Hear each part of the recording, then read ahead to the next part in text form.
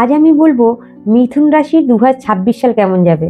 2026 সালে শনি, বৃহস্পতি, রাহু, কেতু এদের ট্রানজিট মিথুন রাশিদের জন্য কি বড় পরিবর্তন আনতে চলেছে? এদের কোথায় সাফল্য, কোথায় অসুবিধা, কোথায় সুবিধা, কোথায় এদের সতর্কতা রাখতে হবে, কোন সময়টা এদের ভালো, সব এই ভিডিওতে আজ আমি আপনাদের জানাবো। আপনাদের কোনো প্রিয় মানুষ বা আপনার নিজেরও যদি মিথুন রাশি হয়ে থাকে তাহলে অবশ্যই ভিডিওটি শেষ পর্যন্ত দেখবেন। ভিডিও শেষে জানাবো 3টি সতর্কতা, যেটা মানলে আপনাদের এই বছরটি খুব ভালো যাবে। নমস্কার বন্ধুরা, অ্যাস্ট্রো রুম্পা চ্যানেলে আপনাদের সবাইকে স্বাগত। আপনি যদি এই চ্যানেলে প্রথম হয়ে থাকেন তাহলে অবশ্যই চ্যানেলটিকে সাবস্ক্রাইব করবেন। 2026 সালে শনি মহাদেব থাকবেন মীন রাশিতে, বৃহস্পতি থাকবে মিথুনে, তারপর জুন জুলাই নাগাদ চলে আসবে কর্কটে, এবং কেতু থাকবে সিংহ রাশিতে এবং রাহু থাকবে কুম্ভ রাশিতে। এই ট্রানজিটগুলো থেকে তৈরি হবে 2026 সাল মিথুন রাশির জন্য কর্ম ও উন্নতির বছর। মিথুন রাশির থেকে শনি এবছর দশম ঘরে অবস্থিত।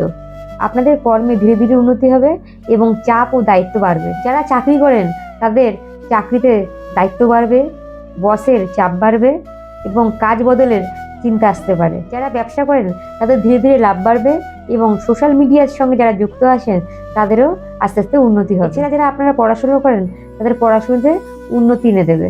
এরপর জুনের পরে বৃহস্পতি মিথুন রাশির থেকে দ্বিতীয় ঘরে অবস্থিত হবে।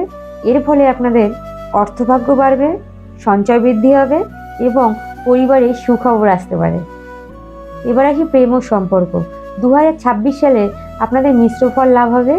বছরের শুরুতে নতুন সম্পর্ক তৈরি হবে এবং আকর্ষণ বাড়বে, এবং শনির কারণে ভুল বোঝাবুঝি, দায়িত্ব ও মানসিক চাপ আসতে পারে। জুনের পর থেকে আপনাদের পরিবারে বিবাহের আলোচনা এবং শুভ যোগ বৃদ্ধি পাবে। এবার আসি স্বাস্থ্য ও মানসিক অবস্থা নিয়ে। এবছর মাথা ভার লাগা, স্নায়ুর চাপ এবং বদহজমের সমস্যা বাড়বে। রাত জাগা আপনাদের স্বাস্থ্যের পক্ষে এবছর খুব খারাপ হতে চলেছে। রাহু এবছর নবমে থাকায় দূরে ভ্রমণ, অনলাইনে খ্যাতি, হঠাৎ লাভ, বিদেশ ভ্রমণ এগুলি হতে চলেছে। কিন্তু কেতুর সঙ্গে আপনাদের ভাই বোনের সঙ্গে দূরত্ব, কাছের মানুষের সঙ্গে দূরত্ব এবং ভুল বোঝাবুঝি সৃষ্টি হবে। এছাড়া আপনারা একাকিত্ব অনুভব করতে পারেন। 2026 সালে আপনাদের জন্য 3টে বড় সতর্কতা।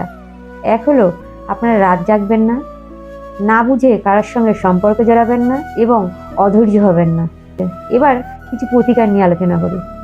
আপনারা সবুজ রঙের জামা বা সবুজ রঙের যে কোনো জিনিস আপনারা ব্যবহার করুন। আপনাদের ব্যবহারের মধ্যে সবুজ কালারটা যেন থাকে।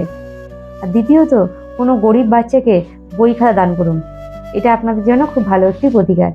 ভিডিওটি ভালো লাগলে লাইক, শেয়ার অবশ্যই করুন এবং কমেন্ট করে জানান আপনাদের কি রাশি। আবার পরে অন্য একটি ভিডিওতে আপনাদের সঙ্গে দেখা হবে।